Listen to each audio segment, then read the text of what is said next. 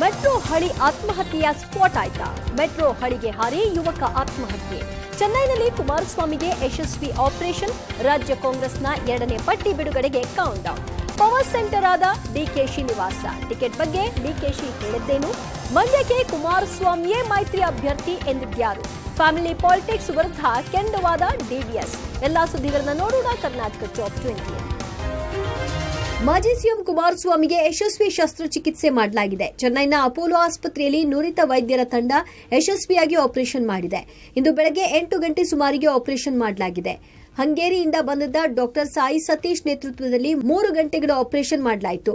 Doctor CN Manjunath ಮತ್ತು ತಂಡ ಕೂಡ ಶಸ್ತ್ರಚಿಕಿತ್ಸೆಯಲ್ಲಿ ಭಾಗಿಯಾಗಿದ್ರು. ಇಂದು ಐಸಿಯುನಲ್ಲಿ ಎಚ್ಡಿಕೆಗೆ ಚಿಕಿತ್ಸೆ ಮುಂದುವರಿಯಲಿದ್ದು, ನಾಳೆ ವಾರ್ಡ್ಗೆ ಶಿಫ್ಟ್ ಮಾಡಲಾಗುವುದು.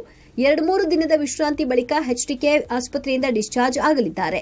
ಇನ್ನು ಎಚ್ಡಿಕೆ ಶೀಘ್ರವಾಗಿ ಗುಣಮುಖರಾಗಿ ಬರಲಿ ಅಂತ ರಾಜ್ಯಾದ್ಯಂತ ವಿಶೇಷ ಪೂಜೆ ನೆರವೇರಿಸಲಾಯಿತು. ಚನ್ನಪಟ್ಟಣದ ಕೆಂಗಲ್ ಆಂಜನೇಯ ಸ್ವಾಮಿ ದೇವಾಲಯದಲ್ಲಿ 101 ಏಡುಗಾಯಿ ಒಡೆಯಲಾಯಿತು. ಶಿವಮೊಗ್ಗ ನಗರದ ಜೆಡಿಎಸ್ ಘಟಕದಿಂದ ಹರಕೆರೆ ಶ್ರೀ ರಾಮೇಶ್ವರ ಸ್ವಾಮಿ ದೇವಸ್ಥಾನದಲ್ಲಿ ವಿಶೇಷ ಪೂಜೆ ಮಾಡಲಾಯಿತು. ಕೋಲಾರದಲ್ಲಿ ಸಾಯಿಬಾಬಾ ದೇವಾಲಯದಲ್ಲಿ ವಿಶೇಷ ಪೂಜೆ ಮಾಡಲಾಯಿತು. ಈ ಮೂಲಕ ಕುಮಾರಸ್ವಾಮಿ ಆರೋಗ್ಯ ಚೇತರಿಕೆಗೆ ಪ್ರಾರ್ಥಿಸಲಾಯಿತು. ರಾಜ್ಯ ಕಾಂಗ್ರೆಸ್ನ 2ನೇ ಪಟ್ಟಿ ಬಿಡುಗಡೆಗೆ ಕ್ಷಣಗಣನೆ ಆರಂಭವಾಗಿದೆ. ಈಗಾಗಲೇ 7 ಅಭ್ಯರ್ಥಿಗಳ ಹೆಸರನ್ನ ಘೋಷಿಸಿರುವ ಕಾಂಗ್ರೆಸ್ ಇವತ್ತು ಒಟ್ಟು 2ನೇ ಪಟ್ಟಿಯಲ್ಲಿ ಅಭ್ಯರ್ಥಿಗಳ ಹೆಸರನ್ನ ಘೋಷಣೆ ಮಾಡಲಿದೆ. ಇನ್ನು ಟಿಕೆಟ್ ಘೋಷಣೆ ಪೆಂಡಿಂಗ್ ಬಗ್ಗೆ ಮಾತನಾಡಿದ ಡಿಕೆ ಶಿವಕುಮಾರ್, ಇವತ್ತು ಎಲ್ಲವೂ ಕೂಡ ಘೋಷಣೆ ಆಗಲಿದೆ. ಇವತ್ತು ಕೆಲವರ ಸಭೆಯನ್ನ ಕರೆದಿದ್ದೇವೆ, ಅಲ್ಲಿ ಎಲ್ಲ ಮಾತನಾಡ್ತೇವೆ. 40 ವರ್ಷಗಳ ಇತಿಹಾಸದಲ್ಲಿ ಕೊಡದಷ್ಟು ಹೊಸ ಮುಖಗಳಿಗೆ ಅವಕಾಶವನ್ನ ಕೊಟ್ಟಿದ್ದೇವೆ. ಕಾಂಗ್ರೆಸ್ ಪಕ್ಷಕ್ಕೆ ಮುಂದೆ ಹೊಸ ಬಲ ಬರಲಿದೆ. ಕಾರ್ಯಕರ್ತರಿಗೂ ನಾವು ಅವಕಾಶವನ್ನ ಕೊಟ್ಟಿದ್ದೇವೆ ಅಂತ ಹೇಳಿದ್ರು. ಇನ್ನು ಸಚಿವರ ಮಕ್ಕಳಿಗೆ ಟಿಕೆಟ್ ವಿಚಾರಕ್ಕೆ ರಿಯಾಕ್ಟ್ ಮಾಡಿದ ಅವರು, ಯಾರು ಟಿಕೆಟ್ ಕೇಳಿದ್ದಾರೋ, ಯಾರು ಸಮರ್ಥರಿದ್ದಾರೋ ಅವರಿಗೆ ಕೊಟ್ಟಿದ್ದೇವೆ ಅಂತ ಹೇಳಿದ್ರು. ಇತ್ತ ಟಿಕೆಟ್ ಗೊಂದಲದ ವಿಚಾರ ಸಂಬಂಧ ಸಿಎಂ ಸರ್ಕಾರಿ ನಿವಾಸದಲ್ಲಿ ಮಹದೇವಪ್ಪ, ವೆಂಕಟೇಶ್ ಚರ್ಚೆ ನಡೆಸಿದ್ರು. ಬಳಿಕ ಪ್ರತಿಕ್ರಿಯೆ ಕೊಟ್ಟ ಸಚಿವ ವೆಂಕಟೇಶ್, ಚಾಮರಾಜನಗರ ಕ್ಷೇತ್ರದ ಬಗ್ಗೆ ಚರ್ಚಿಸಿಲ್ಲ, ಮಹದೇವಪ್ಪ ಸ್ಪರ್ಧಿಸಲು ಒಪ್ತಾ ಇಲ್ಲ, ಮಗನಿಗೆ ಟಿಕೆಟ್ ಕೇಳ್ತಾ ಇದ್ದಾರೆ. ಅಂತಿಮವಾಗಿ ಹೈಕಮಾಂಡ್ ತೀರ್ಮಾನ ಮಾಡಲಿದೆ. ಮೈಸೂರು ಟಿಕೆಟ್ ಲಕ್ಷ್ಮಣ್ಗೆ ಕನ್ಫರ್ಮ್ ಆಗಿದೆ. ಮೈಸೂರು, ಚಾಮರಾಜನಗರ 2 ಕ್ಷೇತ್ರವನ್ನ ಗೆಲ್ತೀವಿ ಅಂತ ಹೇಳಿದ್ರು. ಮಹದೇವಪ್ಪ ಮಾತನಾಡಿ, ಚಾಮರಾಜನಗರಕ್ಕೆ ಯಾರು ಅಭ್ಯರ್ಥಿ ಅಂತ ಹೇಳಿ ಹೈಕಮಾಂಡ್ ಚರ್ಚೆ ಮಾಡಿ ತೀರ್ಮಾನ ಮಾಡುತ್ತೆ. ನಾವೆಲ್ಲರೂ ಕೂಡ ಒಟ್ಟಾಗಿ ಕೆಲಸ ಮಾಡಿ ಮೈಸೂರು, ಚಾಮರಾಜನಗರವನ್ನು ಗೆಲ್ಲೋದಕ್ಕೆ ಪ್ರಯತ್ನ ಮಾಡೋಣ ಅಂತ ತಿಳಿಸಿದ್ದಾರೆ. ಮಂಡ್ಯದಿಂದ ಮೈತ್ರಿ ಅಭ್ಯರ್ಥಿ ಕುಮಾರಸ್ವಾಮಿಯೇ ಸ್ಪರ್ಧಿಸೋದು ಅಂತ ಪಾಂಡವಪುರದಲ್ಲಿ ಮಾಜಿ ಸಚಿವ ಪುಟ್ಟರಾಜು ಹೇಳಿದ್ದಾರೆ. ಮಂಡ್ಯದಿಂದ ನಮ್ಮ ಕುಮಾರಣ್ಣನೇ ಮೈತ್ರಿ ಅಭ್ಯರ್ಥಿ, ನಾನೇ ಚುನಾವಣೆ ನೇತೃತ್ವ ವಹಿಸಿಕೊಳ್ಳುತ್ತೇನೆ, ಹೆಚ್ಚಿನ ಬಹುಮತದಿಂದ ಕುಮಾರಣ್ಣ ಅವರನ್ನ ಗೆಲ್ಲಿಸಿಕೊಂಡು ಬರ್ತೀವಿ ಅಂತ ಹೇಳಿದ್ದಾರೆ. ಕುಮಾರಣ್ಣ ನಾಮಪತ್ರ ಸಲ್ಲಿಸಲು ಅಷ್ಟೇ ಬರಲಿ ಸಾಕು, ನಾವೇ ಎಲ್ಲ ಕಡೆ ಪ್ರಚಾರ ಮಾಡಿ ಓಡಾಡಿ ಕುಮಾರಣ್ಣ ಅವರನ್ನ ಗೆಲ್ಲಿಸ್ತೇವೆ. ಅಲ್ಲದೆ ದೇವೇಗೌಡರ ಆಶೀರ್ವಾದ, ನರೇಂದ್ರ ಮೋದಿ ಅವರ ಸಹಕಾರದಿಂದ ಗೆಲ್ಲಿಸುತ್ತೇವೆ ಅಂತ ಹೇಳಿದ್ದಾರೆ. ಮೈತ್ರಿಯಲ್ಲಿ ಇರುವ ಸಣ್ಣ ಪುಟ್ಟ ಗೊಂದಲಗಳನ್ನು ಬಗೆಹರಿಸಿಕೊಳ್ತೀವಿ. ನಾಳೆ ಸೀಟು ಹಂಚಿಕೆ ಬಗ್ಗೆ ಬಿಜೆಪಿ ಅಧಿಕೃತವಾಗಿ ತಿಳಿಸಲಿದೆ. ನಮ್ಮ ಕಾರ್ಯಕರ್ತರಿಗೆ ನಿರಾಸೆ ಮಾಡಬಾರದು ಅಂತ ಕುಮಾರಣ್ಣ ಸ್ಪರ್ಧಿಸುತ್ತಿದ್ದಾರೆ. ಕುಮಾರಣ್ಣ ಅವರನ್ನ ನಾವು ಎಂಪಿ ಮಾಡ್ತೀವಿ.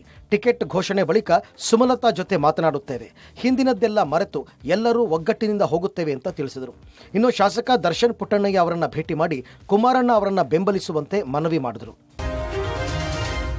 ಟಿಕೆಟ್ ಸಿಗದಿದ್ದಕ್ಕೆ ಅಸಮಾಧಾನ ವ್ಯಕ್ತಪಡಿಸಿರುವ ಮಾಜಿ ಸಿಎಂ ಸದಾನಂದಗೌಡ ಕಾಂಗ್ರೆಸ್ ಸೇರುವ ಸುದ್ದಿಗೆ ತೆರೆ ಎಳೆದಿದ್ದಾರೆ. ನನಗೆ ಕಾಂಗ್ರೆಸ್ಗೆ ಆಹ್ವಾನ ಇತ್ತು, ಆದರೆ ನಾನು ಕಾಂಗ್ರೆಸ್ ಸೇರಲ್ಲ ಎನ್ನುವ ಮೂಲಕ ಕಾಂಗ್ರೆಸ್ ಪಕ್ಷದ ಆಫರ್ ನಿರಾಕರಿಸಿದ ಬಗ್ಗೆ ಸ್ಪಷ್ಟನೆ ಕೊಟ್ಟಿದ್ದಾರೆ. ಇನ್ನು ಈಶ್ವರಪ್ಪ ಬಳಿಕ ಡಿವಿಎಸ್ ಸಹ ಕುಟುಂಬ ರಾಜಕಾರಣದ ಬಗ್ಗೆ ಅಸಮಾಧಾನ ಹೊರಹಾಕಿದ್ದಾರೆ. ಜವಾಬ್ದಾರಿ ವಹಿಸಿಕೊಂಡವರು ಸ್ವಾರ್ಥಿಗಳಾಗಿದ್ದಾರೆ. ಮೋದಿ ಹೇಳಿದ ಪರಿವಾರವಾದ ರಹಿತ, ಜಾತಿವಾದ ರಹಿತ, ಭ್ರಷ್ಟಾಚಾರ ರಹಿತವಾದ ಪಕ್ಷ ರಾಜ್ಯದಲ್ಲಿ ಇರಬೇಕು. ಇದರ ಶುದ್ಧೀಕರಣಕ್ಕೆ ನಿರಂತರವಾದ ಹೋರಾಟವನ್ನು ನಾನು ಮಾಡುತ್ತೇನೆ. ಬಿಜೆಪಿಯೊಳಗೆ ಶುದ್ಧೀಕರಣ ಆಗುವ ತನಕ ನಾನು ವಿರಮಿಸುವುದಿಲ್ಲ. ರಾಜ್ಯಾಧ್ಯಕ್ಷ, ವಿರೋಧ ಪಕ್ಷದ ನಾಯಕರು ಬದಲಾಗ್ತಾರೆ ಅಂತ ಈಶ್ವರಪ್ಪ ಹೇಳಿಕೆ ಉಲ್ಲೇಖಿಸಿ ಹೇಳಿದರು. ನನ್ನನ್ನು ಅವಮಾನಿಸಿದವರು ಮುಂದೆ ಪಶ್ಚಾತ್ತಾಪ ಪಡುತ್ತಾರೆ ಅಂತಂದರು. ಡಿವಿಎಸ್ ಆರೋಪಕ್ಕೆ ಅಶ್ವಥ್ ನಾರಾಯಣ್ ಪ್ರತಿಕ್ರಿಯಿಸಿದ್ದು, ಕುಟುಂಬದ ಹಿಡಿತದಲ್ಲಿ ಪಕ್ಷ ಇದೆ ಎನ್ನುವುದು ಸುಳ್ಳು ಎಂದಿದ್ದಾರೆ.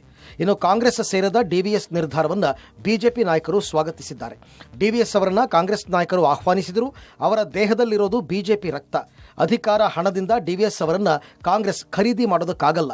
ಪಕ್ಷಕ್ಕೆ ದ್ರೋಹ ಮಾಡಿ ಹೋಗುವ ಜಯಮಾನ ಅವರಲ್ಲಿ ಇಲ್ಲ ಅಂತ ಮುನಿರತ್ನ ಹೇಳಿದರು. ರಾಜ್ಯ ಕಾಂಗ್ರೆಸ್ನ 2ನೇ ಪಟ್ಟಿ ಬಿಡುಗಡೆ ಹೊತ್ತಿನಲ್ಲಿ ಕಾಂಗ್ರೆಸ್ ಆಕಾಂಕ್ಷಿಗಳ ಪ್ರಚಾರ ಕಾರ್ಯ ಜೋರಾಗಿದೆ.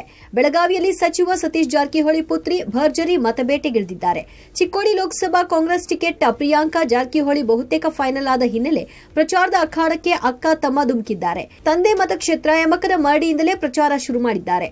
ಬಿಜೆಪಿ ಭದ್ರಕೋಟೆ ಚಿಕ್ಕೋಡಿ ಮತಕ್ಷೇತ್ರದಲ್ಲಿ ಪ್ರಿಯಾಂಕಾ ಜಾರಕಿಹೊಳಿ ಮಿಂಚಿನ ಸಂಚಾರ ಮಾಡಿದ್ದು, ಪ್ರಿಯಾಂಕಾಗೆ ಸಹೋದರ ರಾಹುಲ್ ಜಾರಕಿಹೊಳಿ ಸಾಥ್ ಕೊಟ್ಟಿದ್ದಾರೆ. ಇತ್ತ ಕಾಂಗ್ರೆಸ್ ಕಾರ್ಯಕರ್ತರ ಸಭೆ ಮಾಡಿದ ಸಚಿವ ಜಾರಕಿಹೊಳಿ ಅಭ್ಯರ್ಥಿ ಯಾರೇ ಆದರೂ ಚುನಾವಣೆಗೆ ಸನ್ನದ್ಧರಾಗಬೇಕು, ಗ್ಯಾರಂಟಿಗಳನ್ನ ಮನೆಗಳಿಗೆ ಮುಟ್ಟಿಸುವಂತೆ ಕಾರ್ಯಕರ್ತರಿಗೆ ಕರೆ ಕೊಟ್ಟರು. ಇನ್ನು ಬಾಗಲಕೋಟೆಯಲ್ಲಿ ಸಚಿವರ ಪುತ್ರಿ ವರ್ಸಸ್ ಶಾಸಕರ ಪತ್ನಿ ಬೆಂಬಲಿಗರ ನಡುವೆ ಪೈಪೋಟಿ ನಡೀತಾ ಇದೆ. ಸಂಯುಕ್ತ ಪಾಟೀಲ್ಗೆ ಟಿಕೆಟ್ ಫಿಕ್ಸ್ ಮತ್ತು ವೀಣಾಗೆ ಕೈ ತಪ್ಪಲಿದೆ ಕಾಂಗ್ರೆಸ್ ಟಿಕೆಟ್ ಎಂಬ ಪೋಸ್ಟ್ಗಳು ವೈರಲ್ ಆಗಿದೆ. ಈ ಸಂಬಂಧ ಇಬ್ಬರು ಬೆಂಬಲಿಗರಿಂದ ಸಾಮಾಜಿಕ ಜಾಲತಾಣದಲ್ಲಿ ಫೈಟ್ ನಡೀತಾ ಇದೆ.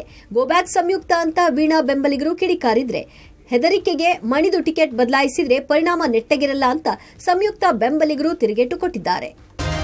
ಲೋಕಸಭಾ ಚುನಾವಣೆಗೆ ಟಿಕೆಟ್ ಘೋಷಣೆಯ ಹೊತ್ತಿನಲ್ಲಿಯೇ ಡಿಸಿಎಂ ಡಿಕೆ ಶಿವಕುಮಾರ್ ನಿವಾಸ ಕೇಂದ್ರ ಬಿಂದುವಾಗಿದೆ. ಸಚಿವ ಈಶ್ವರ್ ಖಂಡ್ರೆ ಭೇಟಿ ಮಾಡಿ ಮಾತುಕತೆಯನ್ನ ನಡೆಸಿದ್ದು, ಬೀದರ್ ಲೋಕಸಭಾ ಕ್ಷೇತ್ರಕ್ಕೆ ಸಾಗರ್ ಖಂಡ್ರೆ ಅಭ್ಯರ್ಥಿಯಾಗುವ ವಿಚಾರವನ್ನ ಅಂತಿಮ ಹಂತದಲ್ಲಿದೆ. ಲೋಕಸಭಾ ಚುನಾವಣೆಗೆ ಯಾವ ರೀತಿ ಹೋಗಬೇಕು ಎಂಬ ಬಗ್ಗೆ ಚರ್ಚೆ ಮಾಡ್ತಾ ಇದ್ದೇವೆ ಅಂತ ಹೇಳಿದ್ರು.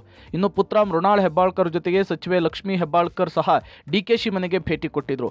ಭೇಟಿ ಬಳಿಕ ಮಾತನಾಡಿದ ಲಕ್ಷ್ಮೀ ಹೆಬ್ಬಾಳ್ಕರ್, ಅಭ್ಯರ್ಥಿ ಹೆಸರು ಅಧಿಕೃತವಾಗಬೇಕಿದೆ. ಮೃಣಾಲ್ ಆಯ್ಕೆ ನನ್ನ ನಿರ್ಧಾರ ಅಲ್ಲ, ನಮ್ಮ ನಾಯಕರ ನಿರ್ಧಾರವಾಗಿದೆ. ಡಿಕೆಶಿ ಅವರನ್ನ ಭೇಟಿ ಮಾಡಿ ಆಶೀರ್ವಾದ, ಧನ್ಯವಾದ ಹೇಳಲಿಕ್ಕೆ ಬಂದಿದ್ವಿ. ಕ್ಷೇತ್ರದಲ್ಲಿ ವಾತಾವರಣ ತುಂಬಾ ಚೆನ್ನಾಗಿದೆ. ನಾನು ಮಾಡಿರುವ ಅಭಿವೃದ್ಧಿ ಚೆನ್ನಾಗಿದೆ. ನಮ್ಮ ಗ್ಯಾರಂಟಿಗಳು ನಮಗೆ ಅನುಕೂಲವಾಗಲಿದೆ. ಬೆಳಗಾವಿ, ಚಿಕ್ಕೋಡಿ ಎರಡೂ ಗೆಲ್ತೇವೆ ಅಂತ ಹೇಳಿದ್ರು. ಇನ್ನು ಬಿಜೆಪಿಯ ರೆಬಲ್ ಶಾಸಕರಾದ ಶಿವರಾಮ್ ಹೆಬ್ಬಾರ್ ಮತ್ತು ಎಸ್ಟಿ ಸೋಮಶೇಖರ್ ಒಂದೇ ಕಾರಿನಲ್ಲಿ ಒಟ್ಟಿಗೆ ಡಿಕೆಶಿ ಭೇಟಿಗೆ ಆಗಮಿಸಿದರು. ಭೇಟಿ ಬಳಿಕ ಮಾತನಾಡಿದ ಎಸ್ಟಿಎಸ್, ಬೆಂಗಳೂರಿನಲ್ಲಿ ಕುಡಿಯುವ ನೀರಿನ ಸಮಸ್ಯೆ ಬಗೆಹರಿಸುವ ಸಂಬಂಧ ಡಿಸಿಎಂ ಭೇಟಿ ಮಾಡಿದ್ವಿ ಅಂತ ಹೇಳಿದ್ದಾರೆ.